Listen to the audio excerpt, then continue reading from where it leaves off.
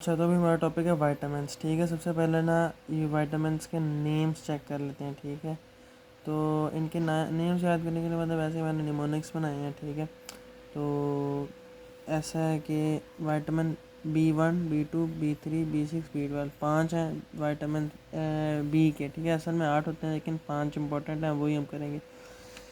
अब इसका निमोनिक है Tahir Rizwan never played cricket. ठीक है, इसमें क्या चीज़ें हैं? TRNPC।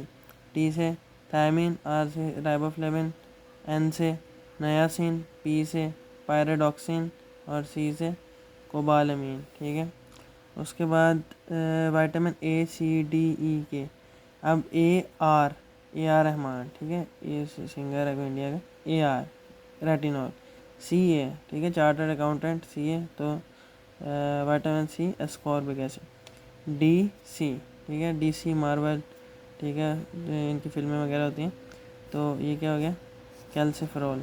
उसके बाद ET, EAT, ईट से E और T। ठीक है, विटामिन E थायोमीन। ठीक है, उसके बाद विटामिन KP। ठीक है, केवन पीटरसन क्रिकेटर। तो फाइलोक्वाइनोन। ठीक है, KP फाइलोक्वाइनोन। उसके बाद हम विटामिन्स पे चलते हैं। ठीक है, तो टोटल नंबर ऑफ़ विटामिन्स हैं 13। विटामिन A, विटामिन B के 8, फिर C, D, E और K। ठीक है, तो इनको डिवाइड किया हुआ है वाटर सॉल्युबल और फैट सॉल्युबल में। वाटर सॉल्युबल वो हैं जो कि वाटर में डिज़ोल्व हो सकते हैं, और फैट सॉल्युबल वो हैं जो फैट्स में। अब जो विटामिन बी के 8 विटामिन्स और सी ये हैं वाटर सॉल्युबल, और विटामिन A, D, E और K जो हैं ये क्या हैं?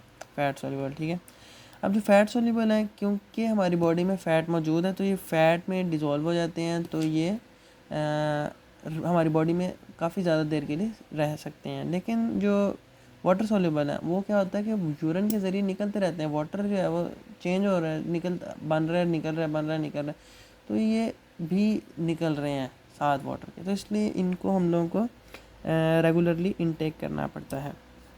ठीक है, उसके बाद अब हम लोग वाइटामिन्स पे चलते हैं। ठीक है, सबसे पहले है हमारे पास विटामिन A। अच्छा, अब इसकी रिक्वायर्ड फॉर 4 इसके फंक्शन हैं। ठीक है, ये 4 इस तरह से याद कर लेने हैं: better eyesight, better immune system, better skin, better reproductive system. ठीक है, eyesight, immune system, reproductive system और स्किन। अब इसकी जो डिजीज़ कॉज हो रही है वो है नाइट ब्लाइंडनेस। ठीक है, अब इसके जो सोर्स है एग मिल्क, मीट, चीज़, लिवर और कैरेट सब्जियों में। ठीक है, अब कैरेट्स हम लोगों को पता है, अगर किसी की आई साइट वीक होती है तो डॉक्टर उसको कहता है कि कैरेट्स का ज़्यादा से ज़्यादा इस्तेमाल करो, क्योंकि उसमें विटामिन A होता है, और vitamin A is required for better I site. ठीक है, तो अब हम लोग चलते हैं विटामिन B पे। विटामिन B जो है ये 8 हैं, लेकिन हम लोगों ने यहाँ पे 5 डिस्कस करने हैं: vitamin B1, B2, B3, B6, B12। ठीक है, सबसे पहले हमारे पास है विटामिन B1। अच्छा, अब विटामिन B1, B2, B3 और B6 इनके कॉमन फंक्शंस हैं एनर्जी प्रोडक्शन। ठीक है, अब ये हम लोगों ने इस सब में लेके आना है। ठीक है, सबसे पहले B1 है एनर्जी प्रोडक्शन और ATP प्रोडक्शन, और एक थर्ड याद कर लेना है स्टेबलाइजिंग एपिटाइट। ठीक है, अब इसकी डेफिशिएंसी से क्या होती है? बेरी बेरी, ये इंपॉर्टेंट है, मैम ये सुनेंगी। ठीक है, ये कौन सी डिजीज़ कॉज होती है? Beri beri. ठीक है, उसके बाद क्या है? Loss of appetite, weakness, loss of weight, depression, insomnia. अपने अंदर जो जो नज़र आएंगी ना, ये जो मतलब मैं कहता हूँ कि तुम्हारे अंदर ये चीज़ें कम हैं, मतलब loss of weight, depression, insomnia, उसके बाद वीकनेस, उसके बाद लॉस ऑफ एपिटाइट, ये सब क्या है? विटामिन B1 की डेफिशिएंसी। ठीक है, और इसका सोर्स क्या है? Fish, liver, nuts. ठीक है, उसके बाद विटामिन B2 सेम मैंने का energy production will be common in B1, B2, B3, B6, तो ये आ गया। उसके बाद है formation of antibodies and RBCs। फिर ये इतना इम्पोर्टेंट नहीं, इसको भी हम लोग पुर करा देते हैं। ठीक है, अब थर्ड वाले पे चलते हैं: maintains good vision, skin, nails and hair. ठीक है, ये वाला याद करना है। गुड विजन, आँखें, हेयर, नेल्स एंड स्किन। ठीक है, अब अगर इसकी डेफिशिएंसी हो जाए तो एनर्जी प्रोडक्शन नहीं होगी, तो उससे क्या होगा? वीकनेस। बेटर स्किन नहीं होगी तो उससे क्या होगा कि स्किन प्रॉब्लम्स, और गुड विजन नहीं होगी उससे क्या होगा, इचिंग एंड बर्निंग आइज़, ठीक है। उसके बाद इसके सोर्स है मिल्क, एग, मीट, ठीक है। उसके बाद ये जो सोर्स है ना, ये विटामिन बी के तो एक जैसे ही सब में घुसा दो, ठीक है। मिल्क, एग, मीट, उसके बाद लिवर, उसके बाद नट्स, ये सब में एक जैसे घुसा देंगे, ठीक है। उसके बाद अब विटामिन बी 3। अब विटामिन बी 3 जो है इसमें भी कॉमन क्या आ गया, एनर्जी प्रोडक्शन। इसमें एक नई चीज़ याद करनी है कि इसमें अगर डोज ज़्यादा हो जाए तो वो टॉक्सिक हो जाती है। अब इसमें एक चीज़ है कि विटामिन बी 3 है तो इसमें एक डिज़ीज़ इसकी डेफिशिएंसी से काज होगी, वो भी 3 ही डी होगी, 3D, ठीक है।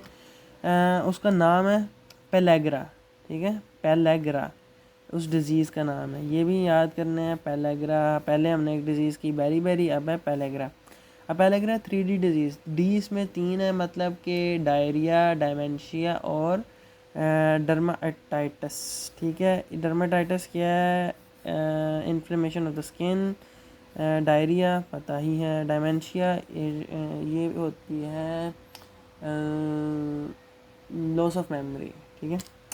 उसके बाद हमारे पास इसकी जो सोर्सेज हैं वो हैं पीनट बटर, ग्रीन पी, ठीक है। उसके बाद विटामिन बी 6। अच्छा, विटामिन बी 6 है, इसमें थोड़ा सा एक तो वही हो गया एनर्जी प्रोडक्शन, ठीक है। अब इसमें दो नए पॉइंट्स याद करने हैं, ठीक है, और ये इंपॉर्टेंट पॉइंट्स हैं। विटामिन बी 6 के लिए दो इंपॉर्टेंट पॉइंट्स याद करने हैं। एक है formation of red blood cells, और दूसरा है बेटर सेंट्रल नर्वस सिस्टम, या फिर benefit for central nervous system. अब इसकी अगर डेफिशिएंसी हो जाए तो एनर्जी प्रोडक्शन से वीकनेस हो जाएगी।